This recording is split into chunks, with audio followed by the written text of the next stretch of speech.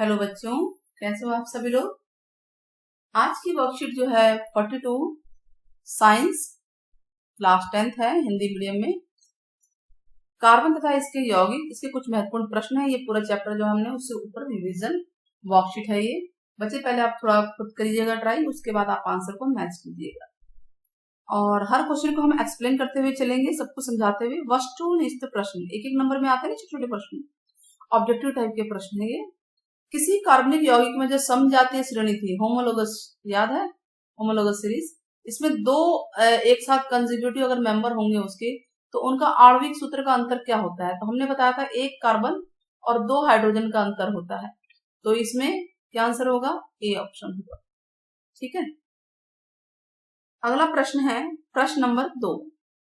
प्रश्न एक हो गया। प्रश्न नंबर 2, इथेन जिसका फॉर्मूला है C2H6, यानी इथेन कौन से ग्रुप का है बच्चे, बताइए, एन ग्रुप का है। तो इथेन के एक अणु में कितने सहसंयोजी आबंध होते हैं, तो हम बना लेते हैं। इथेन जो है ये इस तरह से बना, आबंध मतलब ये जो आप ये लाइन खींच रहे हैं ना, बस इसी को काउंट कर लीजिए, काम ही खत्म। सिंपल तरीका है ये। अब गिन लीजिए 1 2 3 4 5 6 7, बाकी कुछ बनाने की जरूरत नहीं है, 7 है, तो यही हमारा आंसर है। ठीक है, और दूसरा तरीका हम आपको बताते हैं, ये इसको गिन लीजिए, 6 और 2 8 होता है ना, तो जो आबंध बनेंगे वो एक कम होंगे। ठीक है, यहाँ पे एक कम होंगे। क्लियर हो गया। क्वेश्चन नंबर 3, कार्बनिक यौगिक के क्रम में दूसरा सदस्य कौन सा है। अगर ये सामान्य सूत्र है, हम देख रहे हैं N है, ये 2N, यानी C जितना है H उसका डबल है, तो हमें दूसरा सदस्य बताना है। तो अगर C हम 2 रखेंगे तो H होगा 2 दूनी 4, तो आंसर क्या होगा हमारा, 3 आंसर होगा। ठीक है, C2H4। Now question number 4, dash and dash carbon के 2 अपर रूप है। कौन कौन से थे बच्चे, बताइए। हमने पढ़े थे ना कार्बन के 2 अपर रूप, एक था हीरा और दूसरा ग्रेफाइट, ग्रेफाइट, तो ये इसमें आंसर आ जाएगा। क्वेश्चन नंबर 5, डैश और डैश जैविक यौगिकों के आवश्यक घटक हैं। कौन से हैं ये दोनों, बताइए। कौन कौन से होते हैं आवश्यक घटक जो है, कार्बन और हाइड्रोजन ना, तो कार्बन और हाइड्रोजन, कार्बन और हाइड्रोजन हाइड्रोकार्बन बनते हैं। तो इसको लिख लेते हैं पहले एक बार ढंग से, हाइड्रोजन। ठीक है, कौन सा तत्व श्रृंखलन को, श्रृंखलन यानी कि जो लंबी लंबी सीरीज बनती है उसको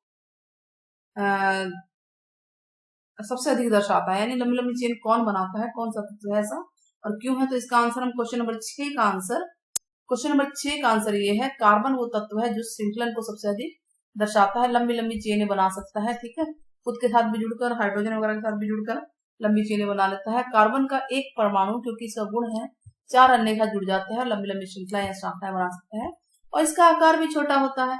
तो ये प्रश्न नंबर 6 का आंसर हो गया। जल्दी आप देखिएगा क्योंकि काफी क्वेश्चंस हैं। हीरे को संश्लेषित करने के लिए शुद्ध कार्बन को निम्न परिस्थितियों में उपचारित किया जाता है। क्या किया जाता है शुद्ध कार्बन को, उच्च दाब और उच्च ताप पर क्या किया जाता है, उपचारित किया जाता है। उच्च दाब और उच्च ताप पे किया जाता है। ठीक है, तो इसका आंसर क्या होगा, बताइए, सी आंसर होगा 7th क्वेश्चन का। अब क्वेश्चन नंबर 8 की बात करते हैं। ब्यूटेन कार्बन और हाइड्रोजन का क्या है। देखिए, ब्यूटेन एक एन ग्रुप का है, यानी एल्केन ग्रुप का है, तो वो एल्केन तो संतृप्त होते हैं और एल्कीन और एल्काइन जो है असंतृप्त होते हैं, तो ये संतृप्त आएगा। ठीक है, और ब्यूटेन में कार्बन परमाणु की संख्या कितनी होती है, 4 होती है। कितनी होती है, 4 होती है। तो आप यहाँ पे 4 लिखेंगे, लेकिन फार्मूला हम ब्यूटेन का बता देते हैं, C4H, डबल का 2 ज्यादा होता है ना, 4 दूनी 8, 8 और 2 10। तो आप देख लीजिए कि कितने हैं कार्बन के परमाणु, 4 है ना, तो इस तरह से आपको ध्यान रहेगा ये चीज। हाँ, तो एल्कीन और एल्काइन के सामान्य सूत्र बताने हैं बच्चे। एल्कीन का पहले, एल्कीन का हम यहां बता देते हैं। एल्कीन का होता है CN, क्या होता है, CnH2n, यानी जितना N होगा, C होगा, H उसका डबल होगा। और एल्काइन का हम बताते हैं CnH2n-2, यानी डबल से 2 कम होता है। एल्केन, एल्कीन, एल्काइन, ऐसे सीरीज से याद रखिए। एल्केन में कार्बन के डबल से 2 ज्यादा हाइड्रोजन होता है, एल्कीन में डबल होता है कार्बन से हाइड्रोजन, और एल्काइन में कार्बन के डबल से 2 कम होता है हाइड्रोजन। ठीक है ना। बेंजीन की संरचना बनानी है। बेंजीन में 6 होते हैं कार्बन, इसको हटा देते हैं हम ताकि कंफ्यूजन ना हो, और ये हेक्सागोनल शेप बनाते हैं, इस तरह की शेप बनती है, और इनके बीच में डबल बॉन्ड होता है। देखिए ए डबल सिंगल, तो बड़ा बन गया ना ये, तो छोटा कर देते हैं, single double single double single, और हर किसी के साथ क्या जुड़ा होता है, एक एक हाइड्रोजन। अच्छा एक एक ही क्यों जुड़ा होता है बताइए। इसको हम यहां से इरेज करते हैं, अब आप लोगों ने देख लिया होगा क्यों एक एक हाइड्रोजन ही जुड़ा होता है बताइए। ये पहले ये 3 कार्बन आपस में जुड़े हुए हैं, देखिए 2 यहाँ 1 यहाँ, तो एक एक ही हाइड्रोजन तो जुड़ेगा ना, तो हम यहाँ पे एक हाइड्रोजन बना देते हैं, 1 2 3 4 5 6। बताइए कौन से क्वेश्चन का आंसर है ये, क्वेश्चन नंबर 10 का आंसर है। ठीक है, क्वेश्चन नंबर 10, यानी 1 से 10 तक हमने सारे क्वेश्चन कर लिए। अब आगे बढ़ते हैं क्वेश्चन नंबर 1 पे, लघु उत्तर। हाइड्रोकार्बन क्या है, हम दो क्वेश्चन करके पढ़ेंगे। हाइड्रोकार्बन क्या है, उदाहरण बताना है। दूसरा क्या है, कार्बन उत्कृष्ट गैस विन्यास कैसे प्राप्त करता है। तो सबसे पहला क्वेश्चन है हाइड्रोकार्बन क्या है। तो चलिए हम देखते हैं। हाइड्रोकार्बन यानी हाइड्रोजन और कार्बन, वे कार्बनिक यौगिक जो केवल हाइड्रोजन और कार्बन से बनते हैं उन्हें हाइड्रोकार्बन कहते हैं। जैसे मीथेन, और बताइए मीथेन के बाद क्या है, इथेन प्रोपेन ब्यूटेन, ये एन ग्रुप का लिख दिया आपने, एल्केन एल्कीन एल्काइन ऐसे ग्रुप हो गए ना, एन इन और आइन ग्रुप। उसके बाद हमने क्या पढ़ा था, उत्कृष्ट गैस विन्यास कैसे प्राप्त करता है कार्बन। तो कार्बन देखिए अन्य कार्बन परमाणुओं या अन्य तत्वों के परमाणु के साथ संयोजित अम्ल बना देता है, क्योंकि इसको 4 चाहिए होते हैं, 4 कहीं ना कहीं से जुड़ जाते हैं, चाहे हाइड्रोजन है चाहे खुद हो, और उत्कृष्ट गैस विन्यास प्राप्त कर लेता है। तो प्रश्न नंबर 1 और 2 दोनों हो गए हमारे, प्रश्न नंबर 1 और 2 दोनों हो गए। 3 पढ़ते हैं, सहसंयोजित यौगिक विद्युत के कुचालक क्यों हैं। ठीक है, इसको हमें बताना है, फिर चौथा हम पढ़ेंगे। पहले क्वेश्चन 3 करते हैं। तो प्रश्न आंसर क्या होगा, कार्बनिक यौगिक देखिए ना तो इलेक्ट्रॉन देता है ना इलेक्ट्रॉन लेता है, ये अन्य परमाणुओं के साथ सहसंयोजित आबंध के द्वारा जुड़ता है, और इसी वजह से इसके बीच कोई इलेक्ट्रॉन मुक्त नहीं होता, और जब इलेक्ट्रॉन मुक्त नहीं होगा, कोई फ्री इलेक्ट्रॉन नहीं होगा, तो विद्युत के कुचालक होंगे, क्योंकि विद्युत को पास ही नहीं देंगे। विद्युत को पास होने के लिए तो जगह चाहिए ना भाई, जब रास्ता होगा तभी तो ट्रैफिक में से कोई चीज निकलेगा ना, जब ट्रैफिक जाम ही होगा तो कोई चीज निकल ही नहीं सकती ना। क्वेश्चन नंबर 4, कार्बन यौगिक की समजातीय श्रेणी को यह नाम क्यों दिया गया है। समजातीय श्रेणी नाम क्यों दिया गया है, यानी होमोलोगस सीरीज क्यों कहते हैं। तो हम होमोलोगस सीरीज की डेफिनेशन बता देंगे, और समजातीय श्रेणी के 2 उत्तरोत्तर सदस्यों के नाम बताने हैं। ठीक है, सूत्र जरूर बताना है, आप भी बता दीजिए साथ में, और भौतिक गुणधर्म रासायनिक गुणधर्म। तो सबसे पहले समजातीय श्रेणी की बात करते हैं, आंसर 4। तो देखते रहिए बार बार। कार्बनिक यौगिक की समजातीय श्रेणी को इसलिए नाम दिया गया क्योंकि इनका सामान्य सूत्र एक होता है, एक तो एक जनरल फॉर्मूला होता है, रासायनिक गुणधर्म भी सेम होते हैं लेकिन भौतिक गुणधर्म अलग होते हैं। तो एक हमने सूत्र ले लिया, जैसे अल्कोहल श्रेणी के 2 सदस्य ले लिए, इथेनॉल, और उसका अगला ही प्रोपेनॉल है। देख लीजिए, इथेनॉल का फॉर्मूला है C2H5 C3H7। भौतिक गुणधर्म क्या है, भौतिक मतलब जो दिखते हैं, जैसे जैसे कार्बन की संख्या बढ़ेगी गलनांक और क्वथनांक भी बढ़ जाएगा, यानी कि गलनांक तापमान जो होता है ना बिंदु, गलनांक क्वथनांक बिंदु भी बढ़ जाएगा, यानी ये ज्यादा टेम्परेचर पे गलेंगे और ज्यादा टेम्परेचर पे उबलेंगे। रासायनिक गुणधर्म क्या है, एक ही समजातीय श्रेणी की, मतलब अल्कोहल ग्रुप के, ये तो रासायनिक है ना। और भी रासायनिक हो सकता है कि जो आप ये देखिए C, 1 कार्बन और 2 हाइड्रोजन, ये इसके बाद ही आता है, इथेनॉल के बाद प्रोपेनॉल आता है, और दोनों के बीच में कितने का डिफरेंस है, 1 कार्बन और 2 हाइड्रोजन का। साथ में अगर आप परमाणु द्रव्यमान ध्यान रखेंगे तो परमाणु द्रव्यमान कितना कितना बताया था मैंने, 12 और 2 14 बताया था ना पिछले वर्कशीट में। तो 14 एटॉमिक यूनिट का डिफरेंस होता है 2 लगातार जो सदस्य होते हैं उनके बीच में। लगातार बोल रही हूँ, ध्यान से सुनना है आपको। 9 प्रश्न नंबर 5 पढ़ते हैं पहले। अच्छा 5 और 6 दोनों पढ़ लेते, छोटे छोटे हैं, क्योंकि समजातीय श्रेणी के यौगिकों की 3 विशेषताएं बतानी है, होमोलोगस सीरीज की 3 विशेषताएं बतानी है, और कार्बन की प्रकृति अद्वितीय क्यों है। तो चलिए करते हैं क्वेश्चन नंबर 5। पहले 3 विशेषताएं, पहला ये कि सामान्य सूत्र होता है इनका, होमोलोगस श्रेणी का सामान्य जनरल फार्मूला होता है, सामान्य सूत्र मतलब जनरल फार्मूला होता है। ठीक है, जनरल फार्मूला होता है, सामान्य सूत्र होता है। आप हिंदी मीडियम वाले इंग्लिश में भी थोड़ा बहुत कर सकते हैं यार। 2 सतत, सतत मतलब होता है कंटिन्यूट आ रहे हैं जो सदस्य हैं उनके बीच में एक कार्बन और 2 हाइड्रोजन का अंतर होता है, यानी CH2 का। ठीक है, और रासायनिक गुणधर्म हमने बता ही दिए कि समान होते हैं। अब प्रश्न 6 हमने पढ़ा था, अद्वितीय प्रकृति का क्यों है कार्बन। क्यों अद्वितीय? इसलिए है क्योंकि स्वयं के साथ भी जुड़ सकता है, चेन शाखा बना सकता है और अन्य के साथ भी जुड़ जाता है। देखिए हाइड्रोजन के साथ जुड़ रहा है ना, क्लोरीन फ्लोरीन सबका जुड़ जुड़ के जो है ये बना देता है और इसी गुण के कारण इसको अद्वितीय प्रकृति का कहते हैं। नाउ अब हम देखिए क्वेश्चन नंबर 7 है, इसको पूरा करते हैं, पहले यही पढ़ते हैं। इनको जो है क्या लगाना है, बढ़ते क्रम में लगाना है इनको। तो बढ़ते क्रम में मतलब कि पहले ये आएगा, ये 2 है ये 3 है, तो बढ़ते क्रम में तो है ही, ये लगातार ही है। ठीक है, उसके बाद बताना C5 का गलनांक C4 से अधिक क्यों है। इसका गलनांक इससे अधिक क्यों है? सीधी सी बात है, कार्बन की संख्या ज्यादा है इसमें, कार्बन ज्यादा होगा तो गलनांक वतनांक दोनों ही ज्यादा होंगे। इन यौगिकों के नाम बताने हैं। अब ये C4H क्या है, 8 है, इथीन ग्रुप का है ना ये, तो क्या होता है methene ethene propene butene. Very good, ये ब्यूटीन है ये वाला, और ब्यूटीन के बाद पेंटीन आता है, 5 पे पेंटीन होता है, 4 पे ब्यूटीन होता है। तो अब यही आंसर है हमारे सारे। देखिए ये हमने लगा दिया श्रृंखला में और बता दिया, क्योंकि भाई इनके कार्बन की संख्या बढ़ेगी तो क्वथनांक गलनांक बिंदु भी बढ़ेंगे, और ये समझाते श्रेणी का गुण है, और इनके हमने नाम भी बता दिए। इजी लग रहा है ना? तो बहुत ही आसान है, और इजी लफ्जों में याद करो बच्चों, कोई मुश्किल तरीके से नहीं। ठीक है, ऐसे याद रखना है आपको। चलिए अब क्वेश्चन अगला करते हैं, क्वेश्चन नंबर 8। तो क्वेश्चन नंबर 8 क्या है, कार्बन के 2 गुण बताने हैं। देखिए ऊपर वाला ही तो आया था अभी, कैटेनेशन और टेट्रावैलेंसी मैंने बताया तो थे 2 गुण, बस यही 2 गुण पकड़ के इसको समझा देना है, जिसकी वजह से ये बहुत अधिक फेमस है, जुड़ जाता है और अद्वितीय भी है, यूनिक भी है। तो 2 गुण यही है, पहली बात तो लंबी लंबी श्रृंखला बना सकता है, एक तो श्रृंखलन, एक है चतुसंयोजकता। श्रृंखलन क्या होता है, ये अद्वितीय गुण है, इसका ध्यान रखना, यूनिक है, यूनिक, खुद के साथ जुड़ जाता है, दूसरे हाथ जुड़ जाता है, लंबी लंबी चेन ब्रांचेस बना देता है। ठीक है, शाखाएं बना देता है, और कार्बन जो है खुद अन्य 4 के साथ जुड़ के कार्बनिक यौगिक बना देता है। बनाता है कि नहीं बनाता है बताइए? कभी हाइड्रोजन जोड़ लेते हैं, कभी क्लोरीन जुड़ रहा है, फ्लोरीन जुड़ रहा है, खुद कार्बन भी जुड़े जा रहा है।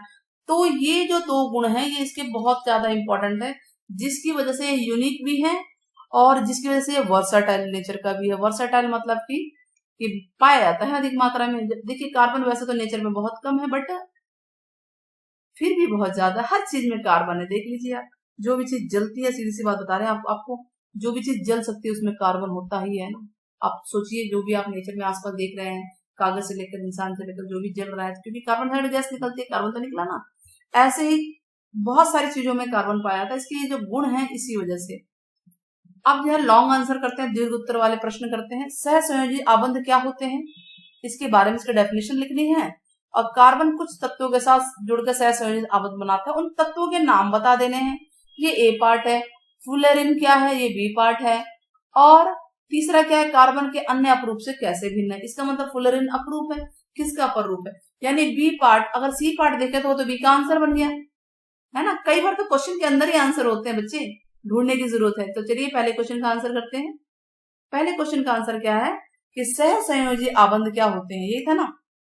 तो जो कार्बनिक यौगिक होते हैं इलेक्ट्रॉन शेयर करते हैं, और शेयर करके सहसंयोजी आबंध बनाते हैं। जी चलो जी बैठ के शेयर करते हैं, ना लेना ना देना, आपस में मिलके हम लोग आबंध बना लेंगे, कॉन्ट्रैक्ट हो जाएगा हमारे बीच में, तो वही सहसंयोजी आबंध है।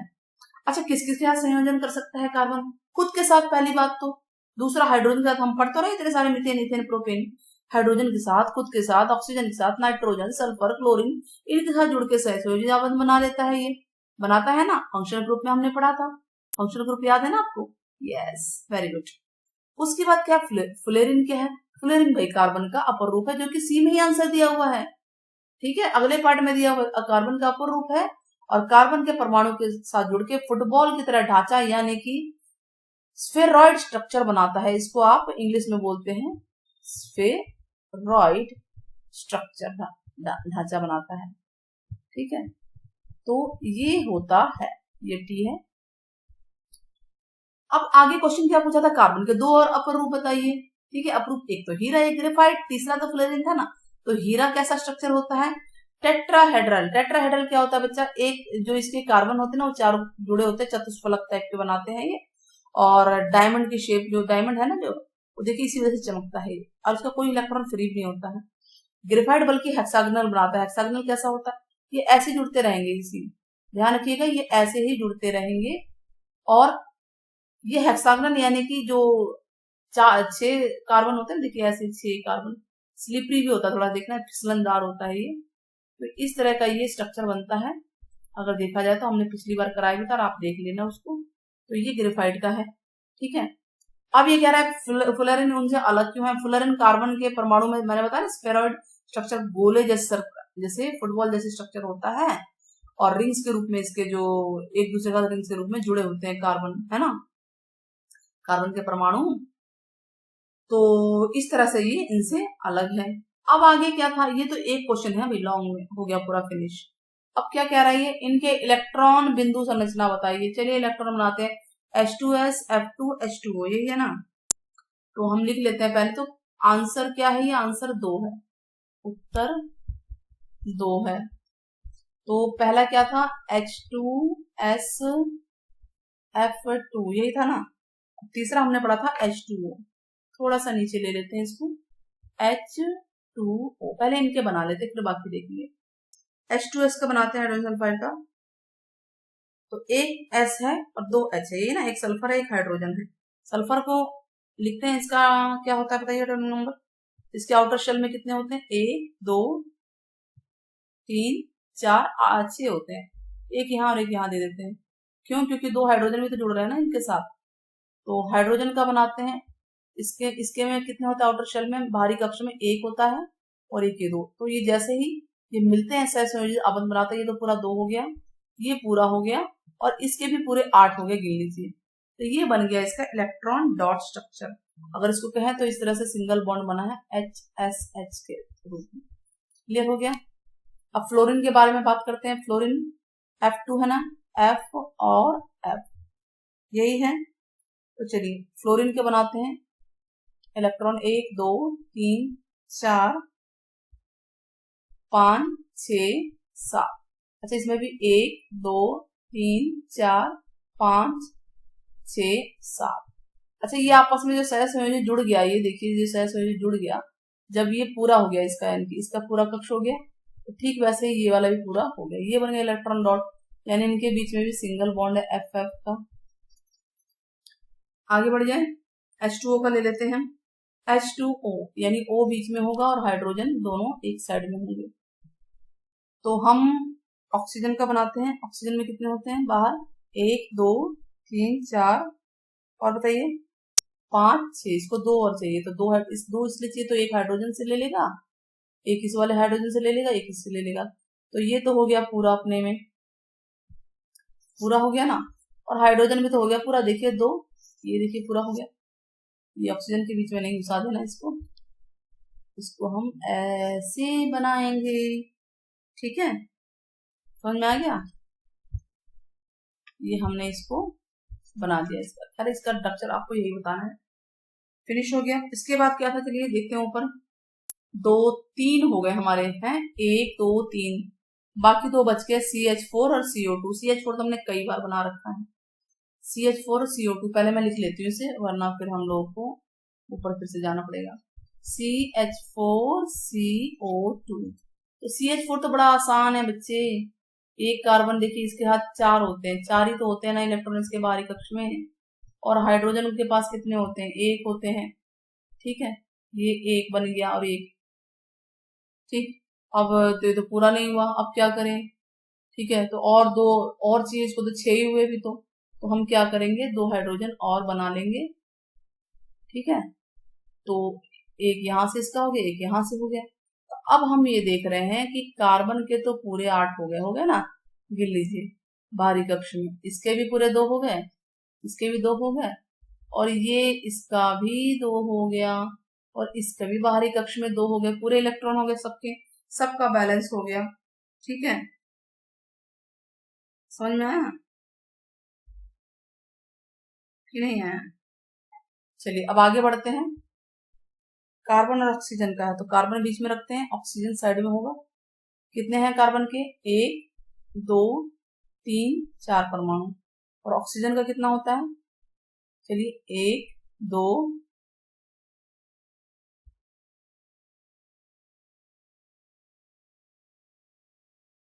3 4 5 6, अब इसको तो पूरे 8 हो जाएंगे है।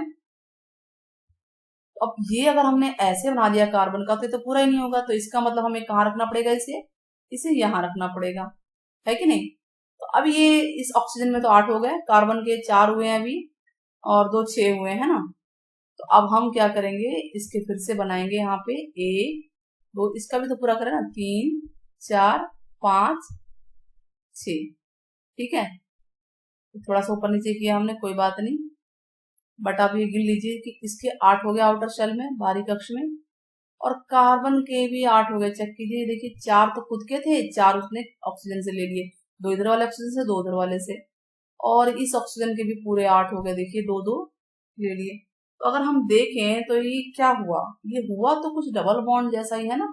ये देखिए यहाँ पे 4 आपस में जुड़ गए, 2 उधर से 2 उधर से, है ना, 2 इलेक्ट्रॉन इधर के 2 इधर के हो गया कार्बन के ऑक्सीजन के, तो इस तरह का ये हो गया। तो हम इस तरह से हमारे जो क्वेश्चन पूरे हो जाते हैं देखे जाए तो। डायग्राम भी आपको समझ में आ गया होगा किस तरह से बनाया जाता है, ये सूत्र के अकॉर्डिंग चल रहा है। H2S का मतलब है कि S बीच में है, 2 H साइड में है, F2 आगे पीछे हो गया, H2O का मतलब भी यही हुआ, एक O बीच में है और H साइड साइड में है, CH4 का मतलब ये C सेंटर में, H चारों तरफ हो गए, है ना। तो इस तरह से हमारे क्वेश्चन पूरे होते हैं। होप आपको समझ में आया होगा। तो कमेंट में जरूर बताइएगा कि एल्केन ग्रुप के कोई 2 सदस्यों के नाम, एल्केन ग्रुप के कोई 2 सदस्यों के नाम अगर आपने सुना होगा तो आप जरूर बताएंगे। इस तरह से हमारी वर्कशीट पूरी होती है। क्वेश्चंस के आंसर आपके सामने स्क्रीन पे है, ये सब आप देख भी चुके हैं। जल्दी ही मिलते हैं नेक्स्ट वीडियो में आपके साथ, आपकी प्यारी सी टीचर। क्यों ही बने रहिए मेरे साथ। Thank you very much, have a nice day.